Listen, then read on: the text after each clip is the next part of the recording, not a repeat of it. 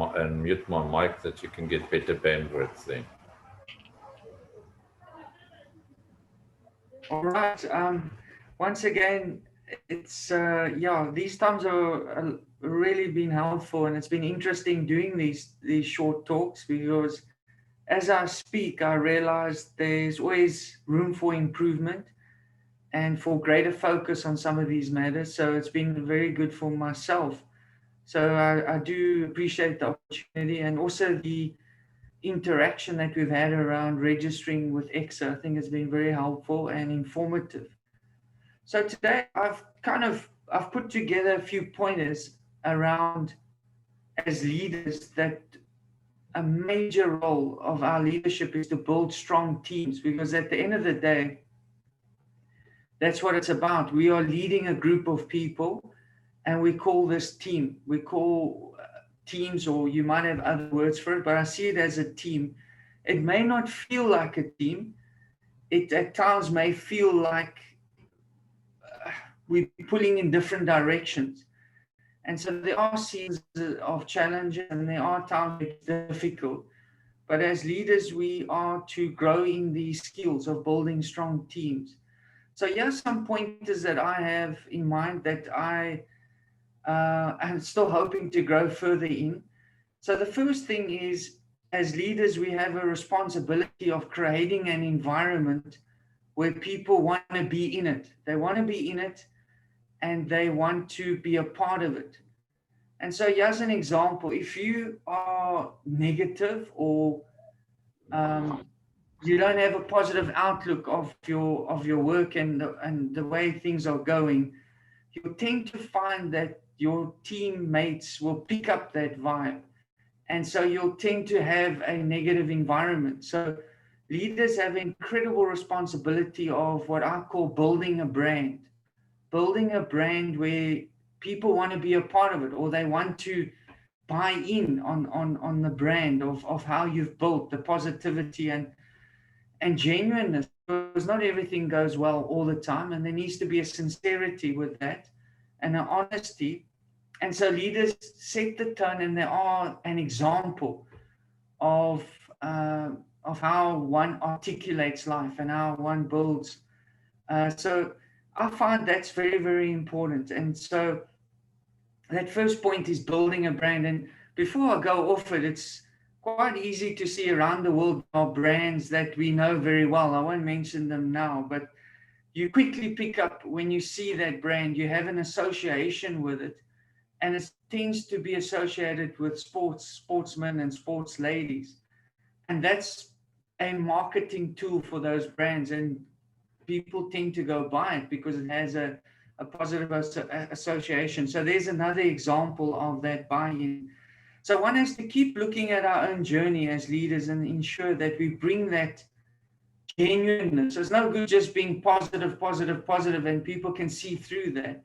There needs to be genuineness. And part of just moving off that first point of creating a brand, part of it is in creative ways putting the vision before the team, putting the goals before the team, not necessarily on the board where we have our posters and that, because that can become, that has a role to play, but people don't tend to always look at that. But when we express it through communication or one phrase or statements, um, people tend to catch on that. So when they know where they're going and you are communicating it in creative ways and through catchphrases, they tend to also buy in. And if you had to ask any of your teammates, what are you about or what is your team about? If they struggle to say what you're about, then you'll tend to find one is not doing that properly. So each member of that team should very quickly say, this is what we are about. And so an example of my environment is that we are about serving the public with excellence, with professionalism. And part of what I enjoy about this forum is that we are building professionalism, that aligning to ECSA standards and registering brings about a promotion of this thing called professionalism. And one can build that also in these catchphrases and putting the vision out there where we want to go. Thirdly, just moving on quickly, so I don't have much longer to go, is that it is a team after all, but it is made up of individuals. So part of this journey of leadership is that somewhere along the line, there needs to be this personal outworking with the individual, where you as a leader and us as leaders are like a catalyst, where you get to understand each individual, where they're at, what they're going through, and their skill levels. And somehow being a catalyst is just saying those little motivations or incentives for that individual and managing them such that they know, oh, I can go the next step. Or like I spoke to someone the other day and I said, you know what, this is your time now, because someone was promoted in that team. And I told this gentleman that this is your time, and I could see the excitement. I said, this is your time to make your mark. You can do it. You have the abilities. You've been faithful serving another leader. Now's your time. And I could see it was just a one or two statement that made the world of difference to bring that person to the next level. So it is about that those individuals looking to build up the skills. And I saw this really came alive to me when I saw a documentary on SA Rugby.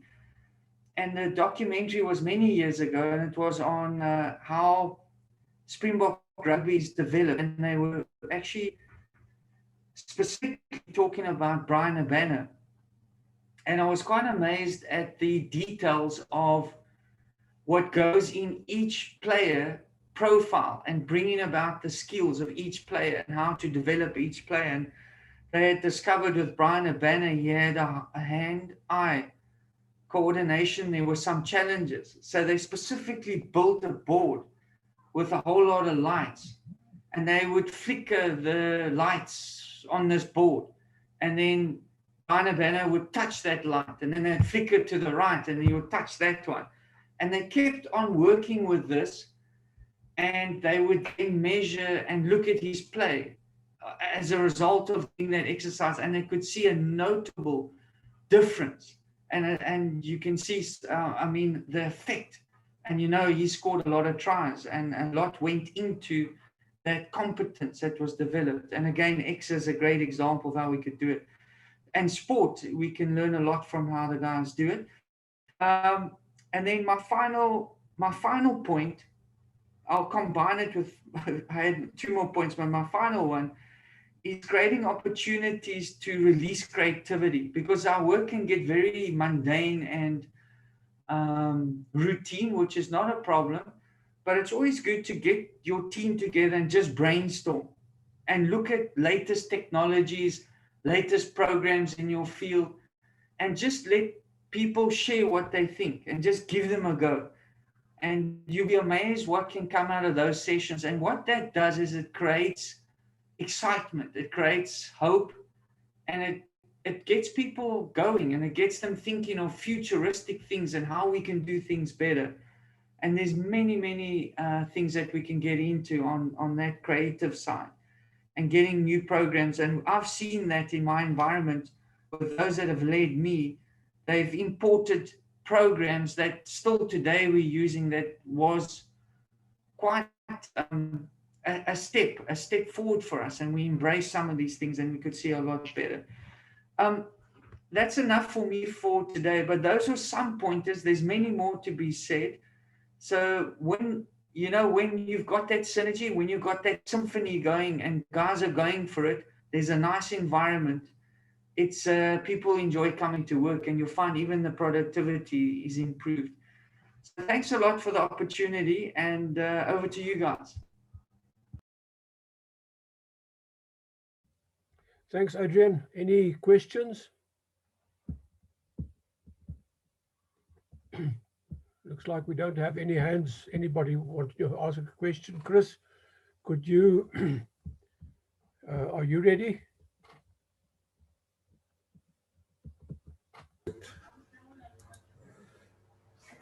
And I'm trying to sort this out here. There's just one question I want to actually ask Adrian. Can we quickly, Adrian, can you come in? Yes, that's no problem. Go for it. Yeah. You know, as we in leadership, we do get, and we do find there's a diversity of people that work with us. But sometimes some people are very, very difficult to work with. And I found the best way to do is you actually analyze them and you find out what is their strong points and what is their weak points.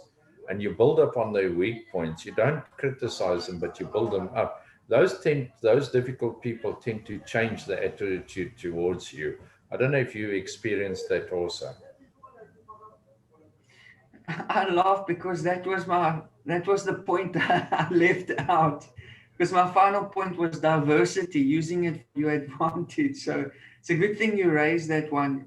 Absolutely, you get different kinds of people, different backgrounds, and that diversity, if you can harness it, you can bring about some great things. And it does take time, and I like what you say. You know, that analyzing actually means you care for that individual. You want to see them come through. And it does take analyzing and finding out where they are at and what is maybe troubling them. And it does take a little bit of conversation, and it can be some in a light-hearted way you can get to the bottom of things. And I can't agree more that those strong personalities, if you can work it through, can be so productive and so effective. And great point. Really a great point. I think we just need some patience, and we outwork that. I think we can see some great things done there.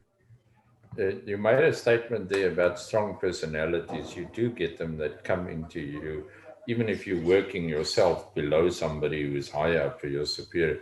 Some of the guys, some of the people feel actually threatened by you.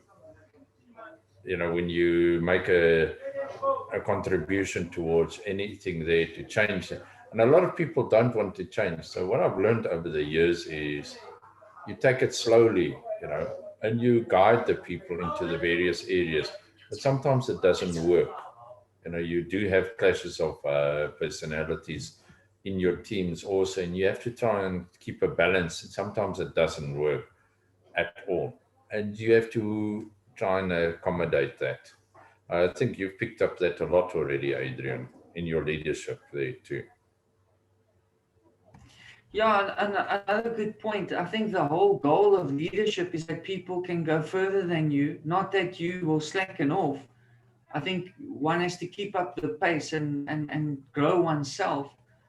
But I think a mark of great leadership is if you look at your team and they're going better than you, that you're not threatened by them. And especially those strong personalities, if you can give them some leeway and opportunities, maybe not, they might not be ready with a whole lot of people around them, but if they sense you believe in them, and you don't mind if they go further, that's a great thing if you can get people going forward. And if those that are above you are threatened by you, that's very unhealthy, even for the company, because you want people to progress. So that all in all, those are great points, and these are not easy things. The worst that we can do is just sweep it under the carpet. We got to kind of work it through with wisdom, and I think we can actually get great results. But the worst is to kind of just push it aside, because it does come back to make a big impact if it's not sorted. So all in all, great points. So basically what I believe in, doesn't matter who you take. If you can improve that person just with one step, you've done something for that person already. You've already put them on the right position, in the right direction they need to go. And hopefully the guys are listening how to do the leadership, because it's very difficult. You learn this, you don't pick it out of a book at that. You learn it through experience, and you also must have the natural ability to do that and be able to see that and be able to be a manager at the same time with compassion. And you must know when to be hard to say no is no and yes is yes. If you do not change it continuously, then you're not a leader at all.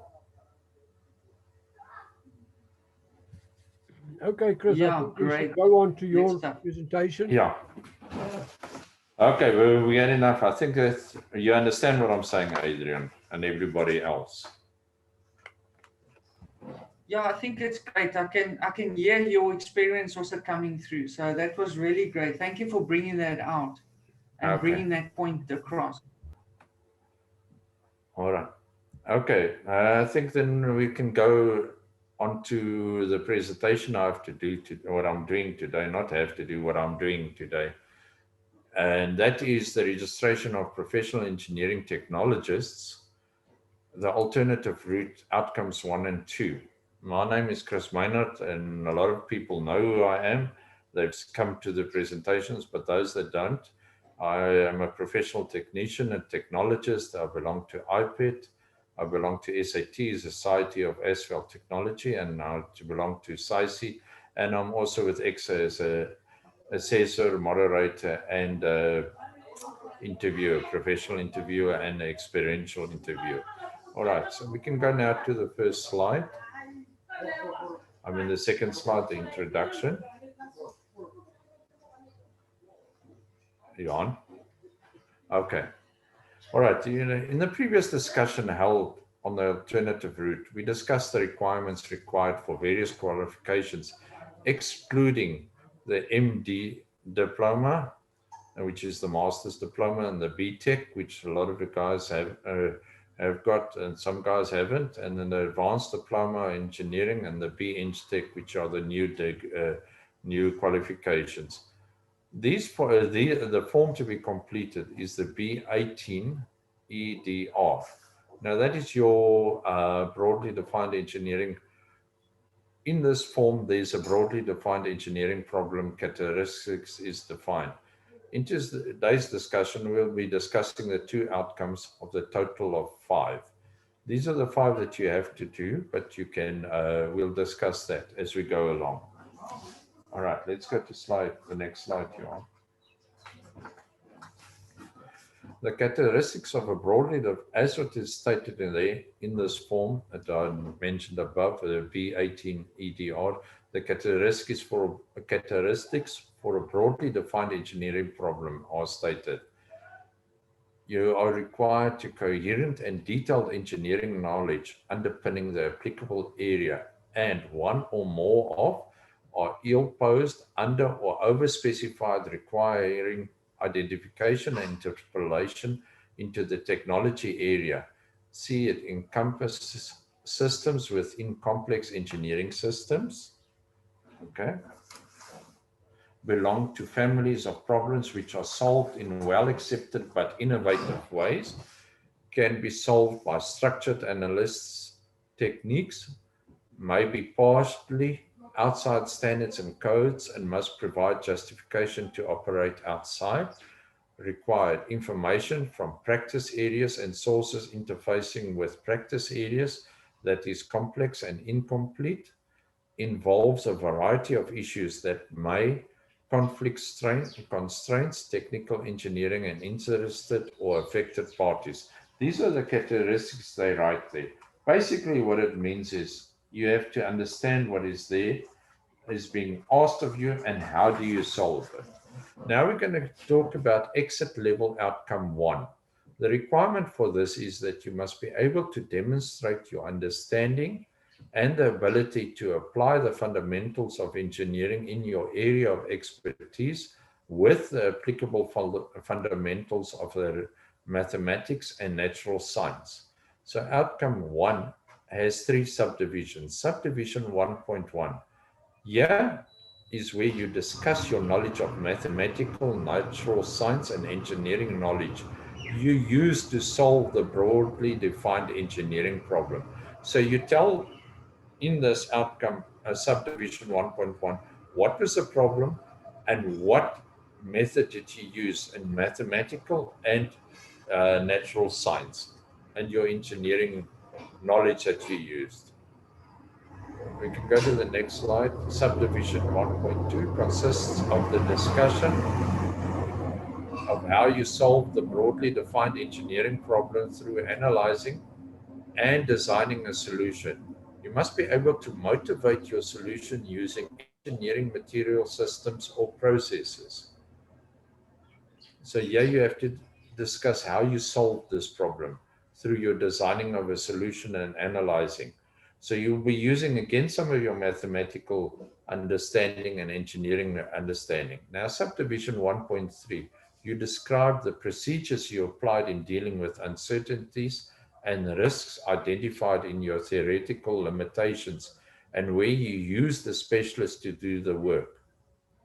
So if you're doing some civil, but you've got some mechanical work, you will be using a mechanical engineer or technologist or technician or a specialist to make sure that you understand what is there. Now to summarize, here you demonstrate your knowledge of the theories and principles you utilized on a broadly defined engineering level or activity. Okay. Now, the last outcome we're going to discuss is the exit level outcome 2. The requirement for this outcome is where you display proficiency in your engineering field of expertise.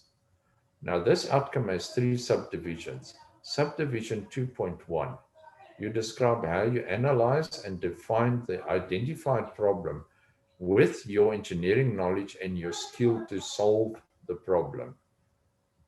Then subdivision 2.2, you must describe how you generated various solutions to the problem and how the best solution was identified. Now, subdivision 2.3 is where you demonstrate how you selected, formulated, and presented your chosen solution. So here you do what you have to do. In summary, you must describe how you solved and identified the best solution with proof of your selection from a broadly defined engineering problem identified in outcome 1. So 1 and 2 follow on each other, but today we discussed in briefly the exit outcomes 1 and 2 for the alternative route for registration as a technologist at ECSA. Now, we must just we'll discuss this further, but I just want to say the presentation is based on Engineering Council of South Africa documents, ECSA. Now it's RO2 STA PE PT PCE PN, competency standard for registration in professional categories as PE PT PCE and PN revision 1, 20 of August 2020.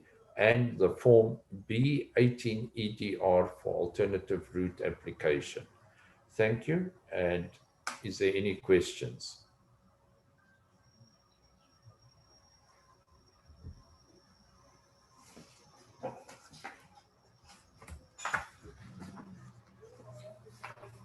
Okay, is there any questions on this?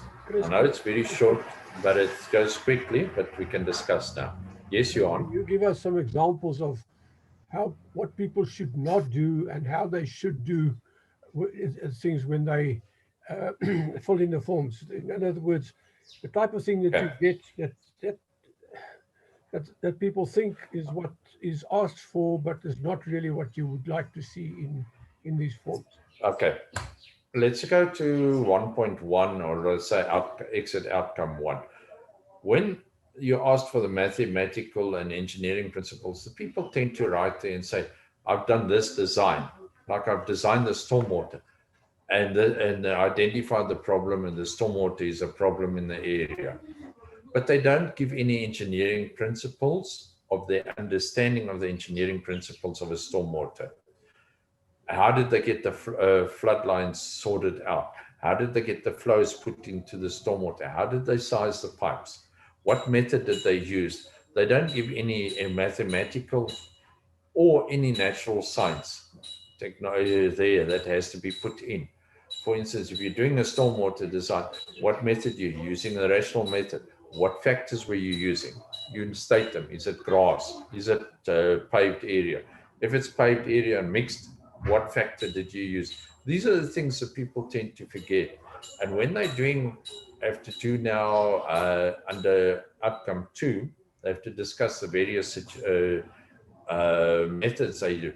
You might have used the rational method, but then you looked at another method of the hydrology method, or you used another stormwater method.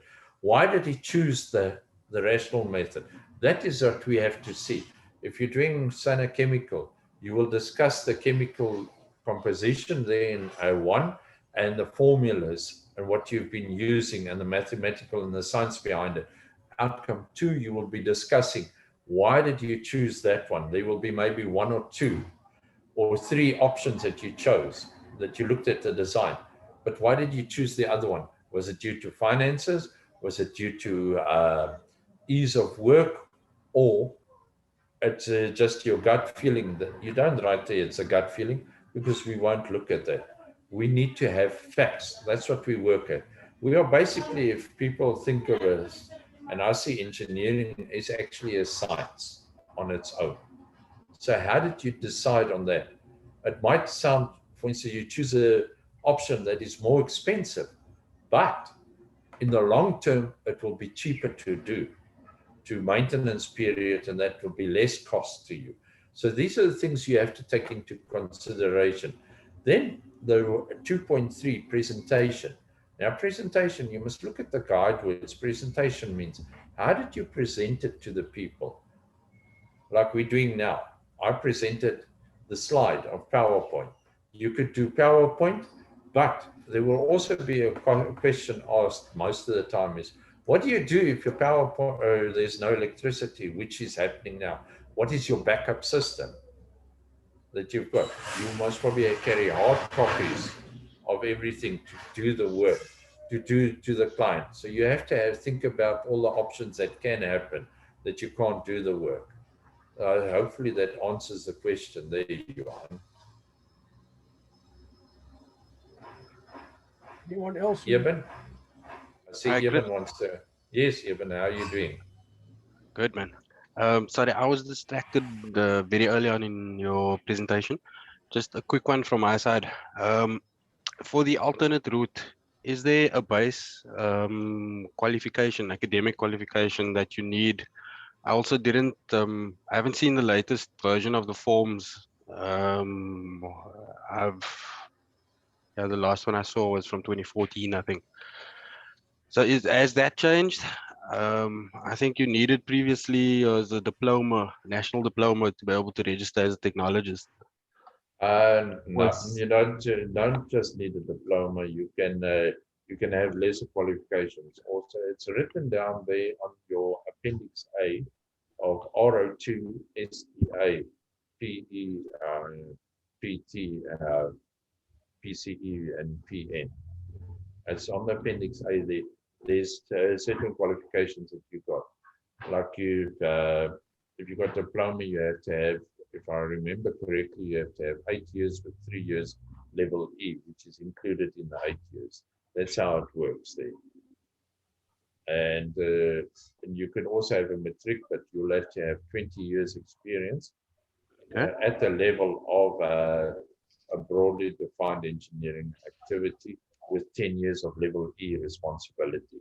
So it's basically what it boils down to. You can become a professional technologist through your experience. That's what that means, that form is. What you picked up in learning, you get recognized for that. Okay. So typically we have guys in the office who have come through with drafting certificates from the FET colleges. Yes, so they've got an N4, N5, and yes, an N6. but no, there is a provision made for that too. Okay, so some of the guys, they work for 10 years, say, and they brilliant draftsmen, but they also do a bit of design. So in their case, I would like to motivate the guys to actually go ahead and try and register with ECSA. Yes, they can. They can do that if they do expert in their field. Basically, if they're working on the level of well-defined, then they can go into technicians level.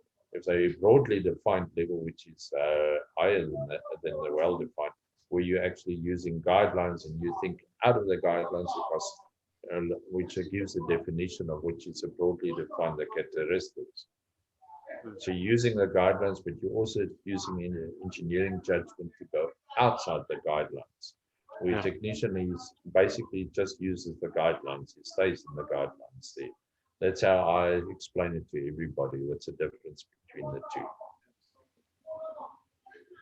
but the people must go and look, because even for technicians, there is an alternative route also. With it's on Appendix B on that document R02. I'll definitely go and look for it. Thanks. Thanks, Chris. That's a pleasure. Okay. Anybody else?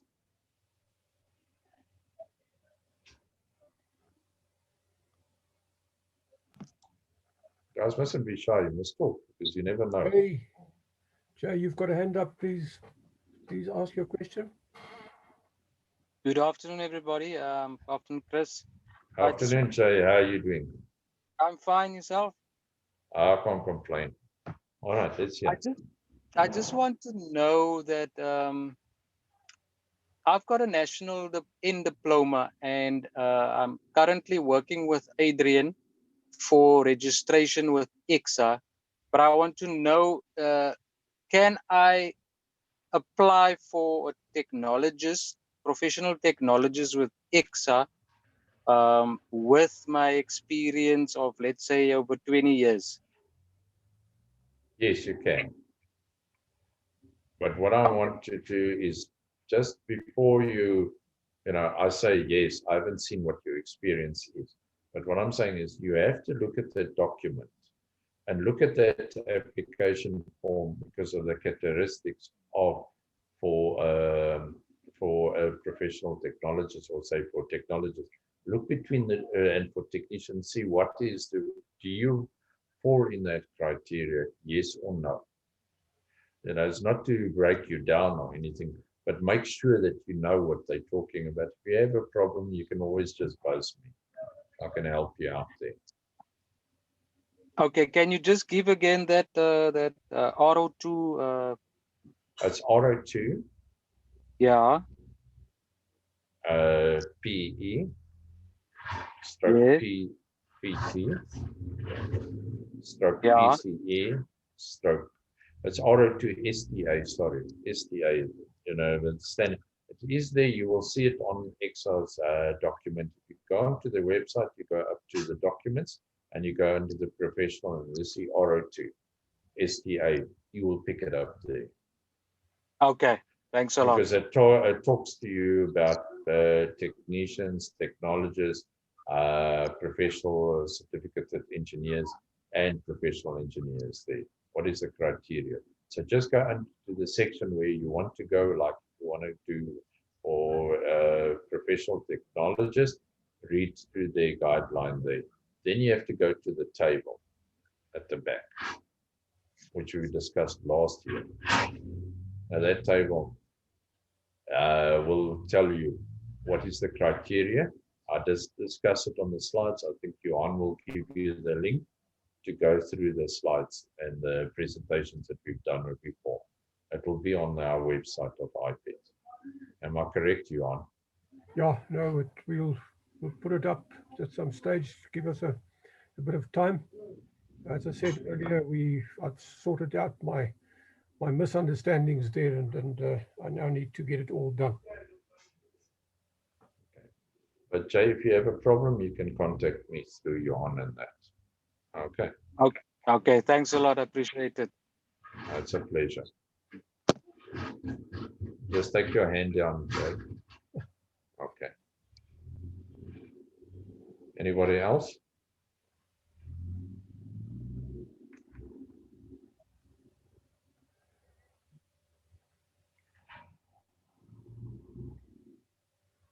Anybody else who's busy for writing his own or helping someone else to fill in the forms? Chris, the natural science you're talking about, that is also physics, I presume. Yes, no, it's just engineering physics. It's actually applied mechanics. We know that the applied mechanics there.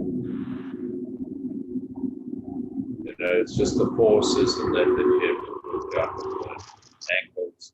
It's basically natural sciences, the applied mechanics. So if you did natural, if you did science at school, natural science, it's the mechanical, the applied mechanics section, not the chemical section. So unless you're doing, for civil, it will be for us. But I think with the chemical engineering, that it'll be for chemicals and that. I see there's a hand up. Yes, please. I just want to check, what will be your advice for a person like me?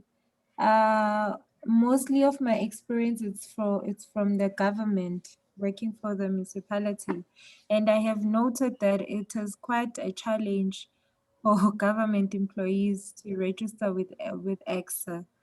So, what will be your advice, despite the fact that I'm still continuing with my studies? Because I think I did mention on the last session that I've got a BSc in water, and then I registered for 9-degree purposes my modules, like for example, hydrology, hydraulics, Yes. reinforcement, all those. So, what will be your advice for a candidate like me who wishes to apply? Because this year I was actually planning to at least try as a candidate. So, any advice? Okay. As a candidate, you must probably get it. If I remember right, you have to have a BTEC. You can't do it on alternative route. Am I correct, Johan? Yeah. But for your, don't get off. I need to ask you some questions before you run away. Nomapule Lelo. No, is that correct? In short, it's Mpume. Pumi. Okay. I need to ask you some questions. What is your position there? Not to say at which municipality. What are you doing at the municipality? You're a manager or not? At first, I was working as a water quality monitor, and I was Yes. basically overseeing both the wastewater and the water treatment works. Okay. So are you civil or chemical or Civil. mechanical? Civil. And, Okay. and now I'm working as a project manager. All right. So as a project manager, the the consultants send you also drawings and their projects and that for you to approve. Am I correct? Yes, sir. All right. So you're actually in an ideal position that you don't need to resign and go and work for consultants. Why I say that is, now tell me, if you're doing this, the consultants give you a design, you just look at it and you say it's fine and you give it back or not? Not really. We peruse it. We check if ever it will suit um the the the the the, the specific outcomes that we want to achieve, and then yeah, we just peruse it. We don't just say Okay. it's So perfect. you actually do calculations to see if it is correct. Am I correct? Sometimes, not always. I have to be honest. Why not? Why not all the time? Huh? But you understand where I'm coming to now. I'm Yes. trying to open up your mind to say you're getting a design given to you by a consultant.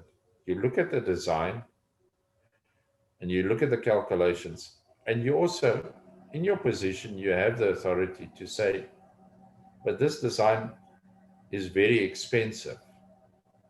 There is an alternative which you discuss with the consultant. Am I correct? That's the way you work sometimes. Am I correct in that, saying that? Yeah, yes, that's true. So that is your experience in designing on outcome 1 and 2. You understand where I'm coming from now? You don't Yes. sit in front of a drawing board the whole day or in front of a computer like the consultants do and they design there. You look at their design, you oversee their design, and you see, but yeah, is a mistake. Or it's over designed and you economize it and you look at alternatives. That is what I'm talking about. That's where you look under outcome 2. So you don't have to leave your job to go and work. You're still doing the work, and this is where you're using your fundamentals that you've been taught to understand. Yes, You understand where I'm coming from now? yes, it's clear. In other words, you look at the designs critically and you decide whether it is a good design, yes or no, and where it can be improved, and then you do that. You discuss it with the consultant. Now you must write that down and use some of those examples for your application. Okay, no, thank you, Johan. It's now I get the picture. Okay, let's just do example. Like hypothetically, I'm the consultant. I come to you, I give you a design on, for instance, a water treatment works. I give it to you, but I'm now one of the consultants that wants to make a lot of money. I do most expensive because I get a great fee. We're not going to, it does happen. I get a very nice high fee. You look at the design and you say, no. Mr. Consultant, I can change this. It can be more economical and it's more efficient for me to do it this way. I've looked at all these different designs and I found this one is the most proficient way, or it is more expensive, but my lifespan will be longer and my serviceability will be less. So that is the way you play around with it. You understand where I'm coming from now? So in Yes, other words, sir. you'll be spending less money on maintenance and other problems in future, although the design might be a little bit more expensive than what was submitted to you. No, thank you. Thank you. Hopefully it's opened your mind now to see how your work you're doing is important, although it might look mundane and it looks, yeah, you're just signing and rubber stamping. Never work with a checklist.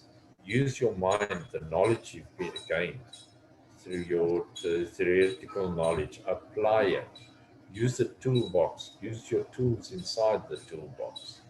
Chris, I see Ronnie has a hand up for a question. Ronnie, unmute Okay. yourself, please. Okay, Ronnie. Are you happy, Camille? Yes, sir. I'm Ronnie? happy. I'm happy. Thank you so much. Okay, it's a pleasure, my dear. Ronnie? Ronnie, you need can to say. unmute yourself. Still muted. Unmute myself. All right. How you doing, Chris? I can't complain. Yourself, Ronnie? I'm good, thank you very much. I have a question almost similar to the one raised by Mpume. In my case, for example, I want to ask if you're working, let's say, for a contractor, okay? Because if you're working for a contractor, you're not designing anything, but instead you're implementing. But as you're working on a project, you notice something that can be maybe added to the design or an alternative, and you propose to the consultant. Can you also consider that as design as part of your application? Yes. This is what I'm trying to explain to everybody. If you're working for contractor, for government department, and a contractor, everybody thinks you're just a parrot, you're designing, you're just doing the work.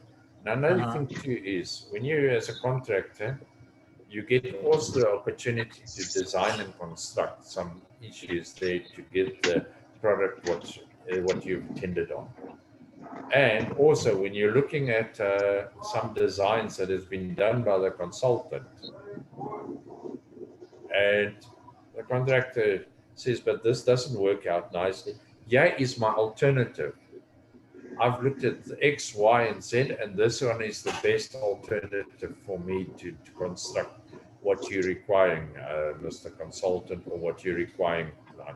That is classified as designing, because you're using your engineering knowledge, what you picked up, and you're using everything that you've learned over the years and your experience to be applied. So please, everybody's got this idea because they've got working for contractors and they've done construction management and they're doing some issues, some subjects there, some technical subjects, and they're applying it. They haven't had the experience of designing. You're designing basically every day as a contractor. For instance, if you're doing concrete works and you have to put up scaffolding, you make sure it's correctly, you make sure it can hold the loads. Am I correct in that, Ronnie? Yes, you are.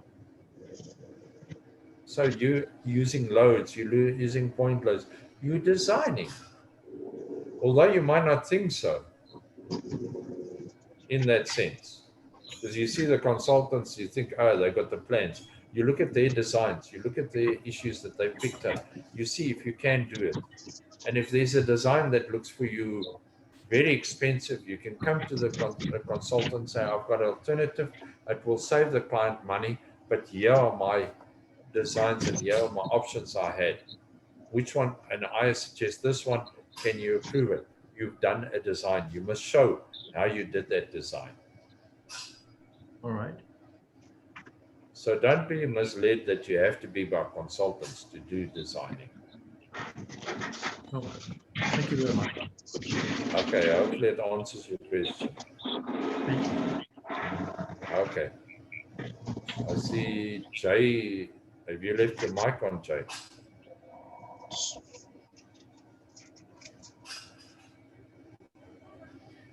Anybody else? Any questions?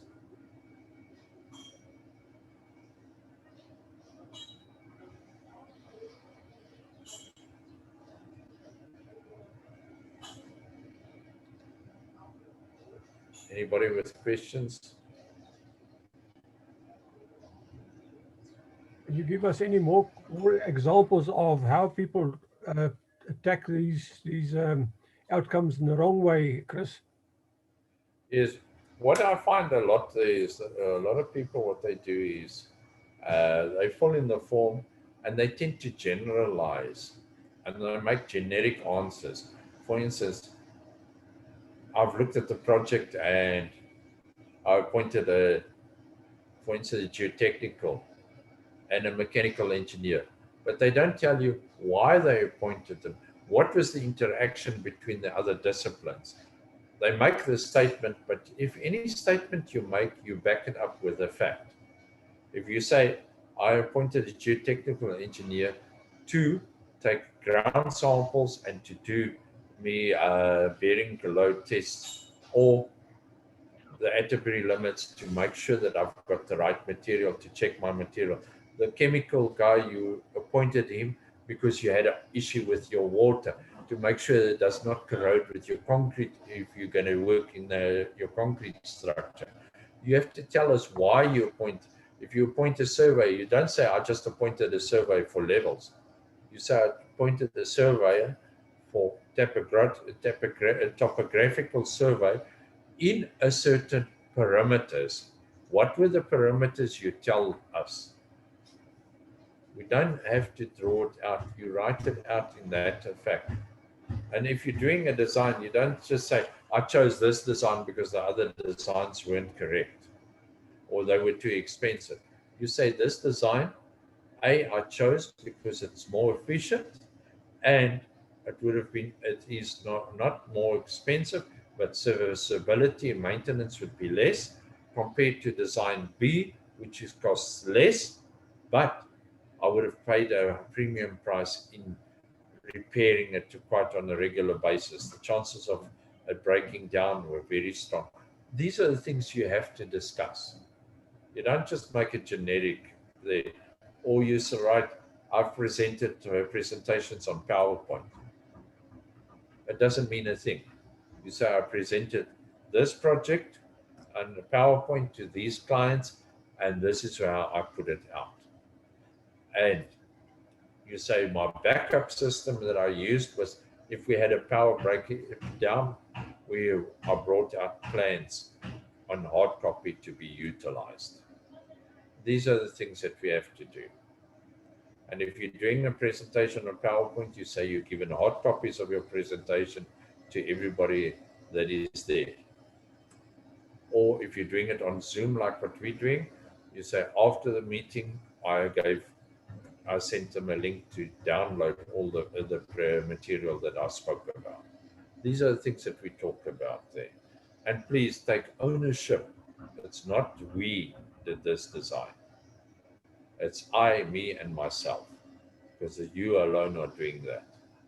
And in identifying the problem, you say, the project was given to us and I was appointed to do this investigation or this was the scope of work, and I found that the scope of work was insufficient, and I did further investigations and required more information on the scope of work. So don't just generalize, you specify what you want there, what is to be done. Okay, Johan. Do you understand what I said there? No, no, I'm with you. I'm just checking to see if there's any more hands up or any more questions. Unmute yourself and ask your question. This is your chance, because I'm going to, if there's no more questions, we have to end the session. People mustn't be shy of asking a question. There's no wrong question. There's no stupid questions, nothing. Because we have to talk about how to open up your minds, how to help you to fill in the forms, to get the things going, that you can do it correctly, in the sense. That's why I don't do like the other guys, they actually spoon feed you. I want you guys to think ahead of how you're going to get. If you've got a problem in your application, how do you solve it? And remember, when you're going through your question, the outcomes, like 1.1, look for the keywords, underline them, and fill it, and then you understand what is required. And refer to your manual. I mean, to RO2 and also RO8. Adrian?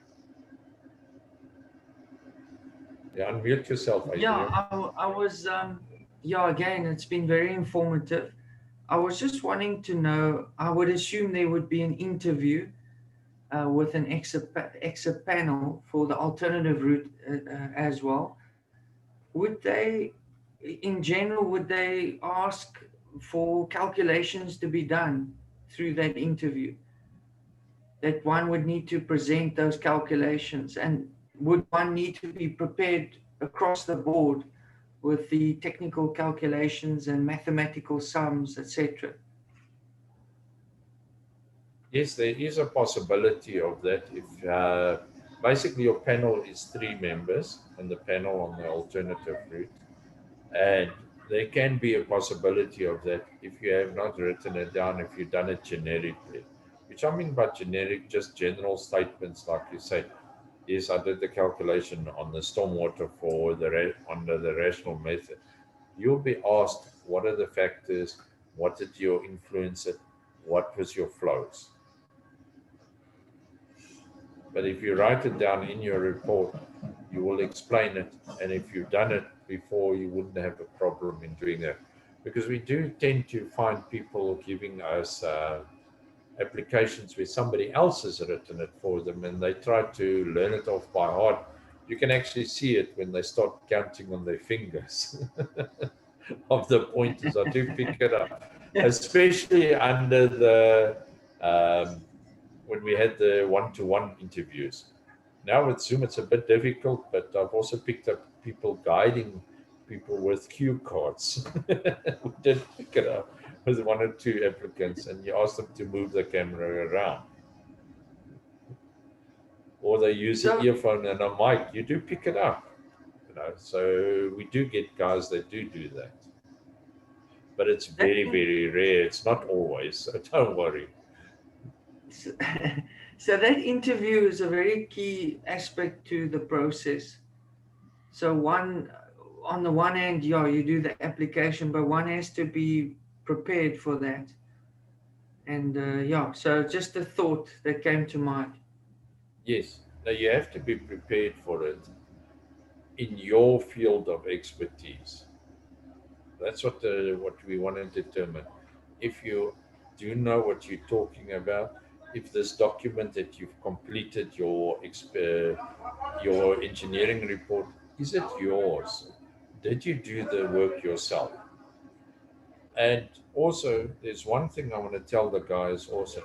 If you haven't done, especially under some issues from 6 to 11 on the other form, on the B2.3 ER, but you go through it and you see, but you haven't done this, you haven't had that experience, There's nothing wrong of saying, I've spoken to one of my colleagues and they had this experience and I've learned from that.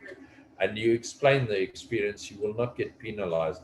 It shows you that what you don't know, you go and find out. That's what we're also looking for. And also when you Okay. fill in the form and you describe your experience, don't say I was involved in this and I was involved in that. The guy who made the tea was also involved. The student who was looking over your shoulder was also involved. You need to describe and say what you were delegated responsibility for. You can say, I was delegated full responsibility to do this or to do that. Or I was required to do this under supervision of an engineer or a professional technologist. If you must say how you did it. In other words, did you do it? Were you delegated responsibility to do it on your own, or were you doing things under supervision? You need to be clear on that so that people can understand. It is understandable that just after you qualified, you were not let alone to do things unsupervised. But as you progress over the 3 or 4 or 5 years that you since your qualification, then obviously you are delegated more and more responsibility, and that is what the assessors will want to see is how your responsibility had grown, how your boss he got more, how he built you by taking more responsibility, how you built the trust in you, and how your boss saw that he could trust you for more and more responsible tasks. So in other words, your growth of your career needs to be seen. Am I correct there, Chris?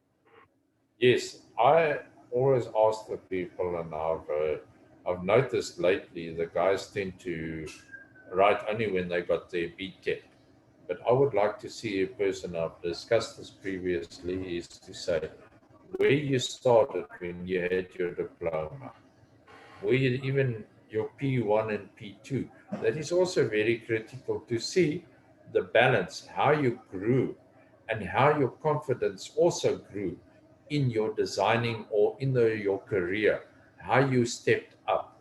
Because if you just write from what you've done under your BTEC, I can't see what you've done, because a lot of people tend to say, no, but I was a technician or I was a trainee. But the level of responsibility at that time was maybe already at level E, and they had that responsibility and they showed it there. That's where the career path shows us exactly. Or you get somebody who's, you do pick it up where he was assisting and all of a sudden he's level E and he doesn't cope. That person, when he does come, sometimes he does not make it. And when he does not, he asks for a review. And you can discuss his career path also with that person too. So we are also not just deferring our people just for the fun of it. We have to look at the career path that they followed, how they developed, what did they do. And you'll find that sometimes the person will say he's level B, but he's been doing level A for 10 years. But if you look at it and you find it, no, but he's already on level E there, but he's gone through the different steps of level of responsibility. So it is a great help for us to help us making our decisions too. Because somebody might not be able to write efficiently well because of language problems. English isn't their mother tongue, but you could see on the career path that they've already moved very high up into their level. And another thing too is what I've picked up is if you're owner of your own company, do not think the assessors are your employees. I've picked this up, the way your style of writing. Your style of writing must be you did the work. You are advertising yourself. not as a manager, and that you want to show your competency there. Okay. Does that answer your question, Jan? Thanks, yes. I hope it answers some questions for all these guys that are sitting there in silence. Wazi, Yeah. Patty, and Oscar. Yeah. Tommy. Don't worry, I'm not. I might look very strict in that, but I'm not really. It's just the impression that's get given. Adrian, did I answer your question too? Yeah, you did.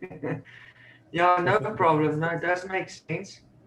And See, yeah, Pume has I just another thought question. you have asked that, but thank you for that. I see Pume has Okay, another that's a pleasure. Thanks. Yeah, Okay. Answer. thank you, Johan. Chris, I just want to get clarity here. You said that if ever you opting for an what you call an alternative route, you don't have to register as a candidate. Am I correct there? Yes. Okay. cannot. And another clarity. You cannot, if you got a national diploma, you can register for technician, candidate technician. But if you got a BTech, you can't register for technologist. Oh, And okay. if you haven't got a diploma and you got your N courses, you cannot register for candidate technician or technologist. You understand? Okay. Yeah, that's the thing. I just wanted clarity on the candidate certified engineer and the candidate specified category. What's the difference? Beg your pardon? The candidate certified engineer, what is it exactly? I need clarity on that one. And then another one, a candidate specified category. Because you know, Okay. on the All right. Just look at your specified category. You can say it's for technologist, technician, or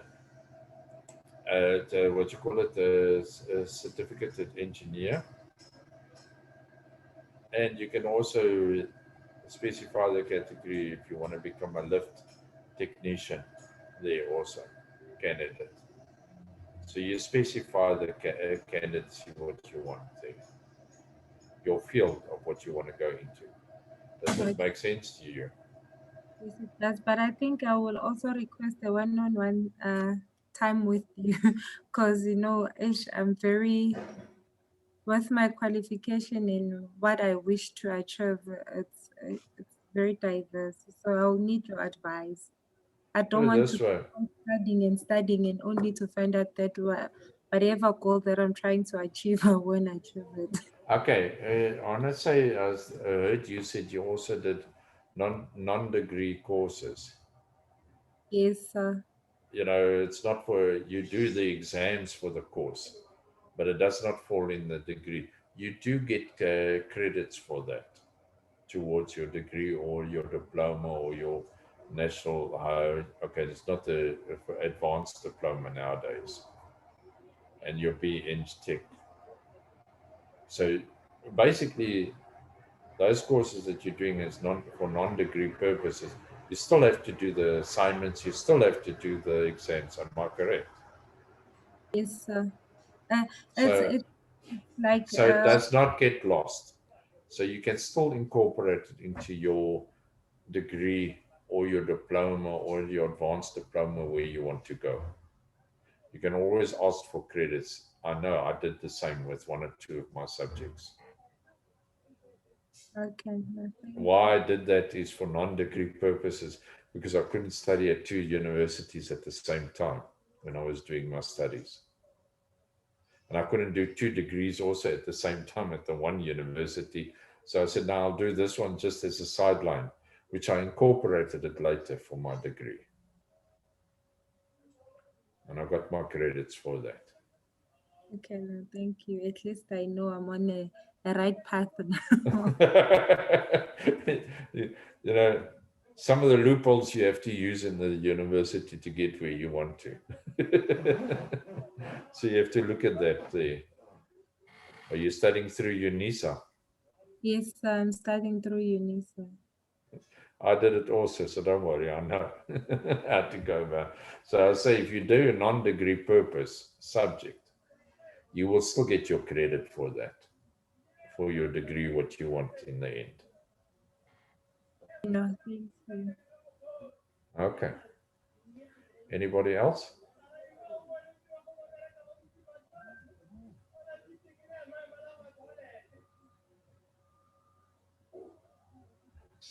Anybody else want to ask questions? I think we've reached 2 o'clock, Chris, and most Yeah, of that's us fine. want to go back to work after lunch. So I Yes. think we can wrap up, seeing that there's no more, I don't see any more hands up or guys unmuting themselves. So thank you, everybody. I'll give you one last chance to ask a question. But if there's nobody, then thanks everybody for participating.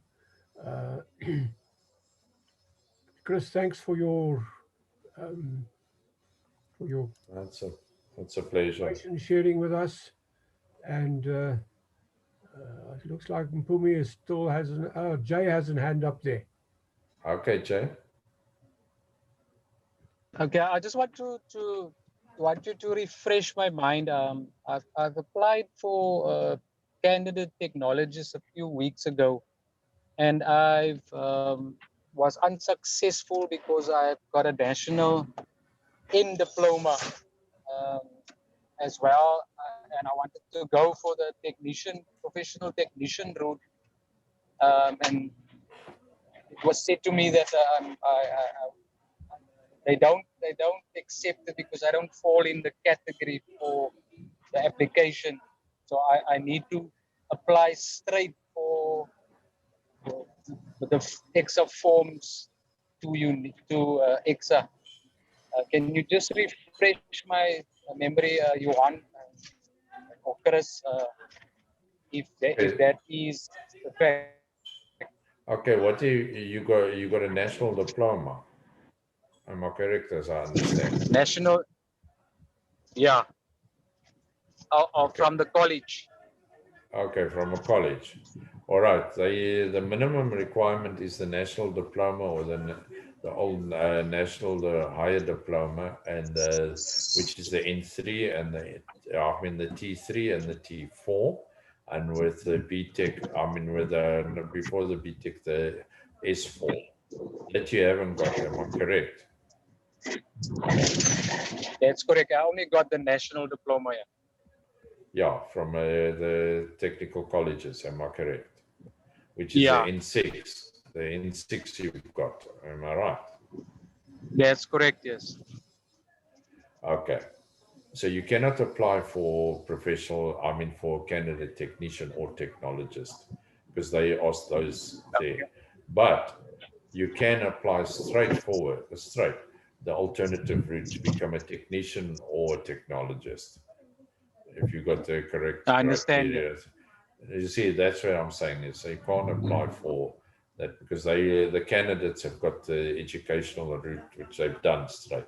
Now the alternative route you cannot apply for that. Am I correct, Johan? Yeah. Because they want, but you can go straight for your alternative route, Jay. If you want to do the technician or technologist, just look at the criterias there on the RO2 STA form there. And then also look at the RO8 for technicians and the RO8 for technologists. That will give you a background of what you can expect of the criteria that is required there. Okay. Okay. No, thanks a lot. Okay, Jay. Keep well. Yeah, thanks. Thanks.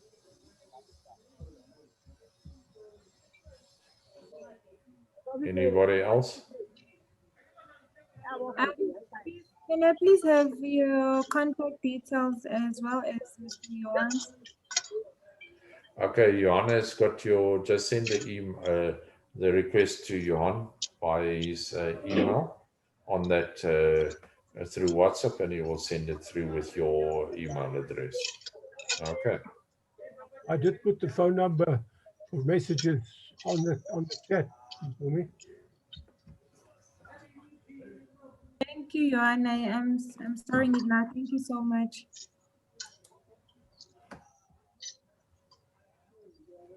Okay. I think we come to the end, Johan. Thanks. Thanks, everybody. And in 2 weeks' time, we continue. So I'll put the link again on the WhatsApp groups, and I'll also put it on LinkedIn. Johan, I've just got a problem. I've got interviews on that Wednesday, Sorry? on the 7th of April. Can we make it the 14th of April, please? Because most of the guys will have come back from the long weekend. So the 7th, I think, can we make it the 14th, Johan? Oh, that's fine. I think everybody will be going away on their long Easter weekend. Yeah. And then we'll see everybody on the 14th. Is that fine with everybody?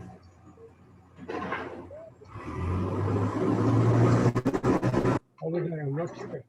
But in any case, we'll put the notices up on the WhatsApp. You'll be notified, and also on LinkedIn. Yes, and to everybody, have a great Easter weekend and drive safely if you're riding around.